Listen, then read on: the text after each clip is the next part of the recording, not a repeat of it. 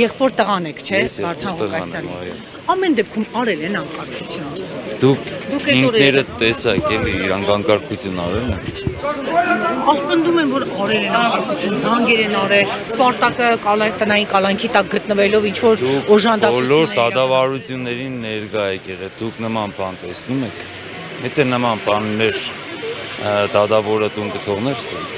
Փաստաբանը մի այսպիսի կարծիք հնչեցեց, եթե լիներ ազգանունը Ղուկասյանների այս անձած Մեղադրյանի Թութու ջան, ապա նրանք այսօր կալան, դուք էլ եք այդպես գտնվում։ Միանշանակ։ Մտավախություն չունեք, օրինակ դուք Ղուկասյան եք, բայց ազատության մեջ եք։ Ունեմ մտավախություն։ Որ ձեզ էլ մի օր կխալանավորեն, որևէ քրեական բարդ։ Այո։ Դուք արդեն մեկ գործով Մեղադրյալի կարգավիճակ ունեք, չէ՞։ Ոչ, ես Մեղադրյալի վկայի կարգավիճակ, ասված ոչ ջան։ Ես նաև ներողություն եմ էլի խնդրում, ձեր թույլտվությամբ մի հարց ուղղեմ, լինելով Ղուկասյաններ, եթե չեմ սխալվում, ձեր որդին էր, չէ՞, Արտիկի քրեակատարողական։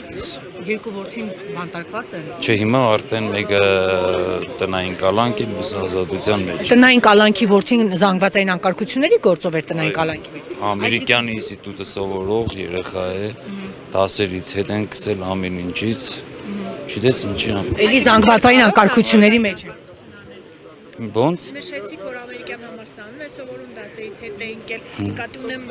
չէ՞։ Չես ուզում եմ ասել, որ նման բան չի եղել, բայց դասերից ամեն ինչից հետ են գցել, չգիտես ինչի համար։ Ինչ են բացատրում, օրինակ անկարգությունը որն է, Ունակ չէր նման բան։ ակերներին ծակում։ 18 տարեկան է, մյուսն էլ ավելի փոքր, որ նոր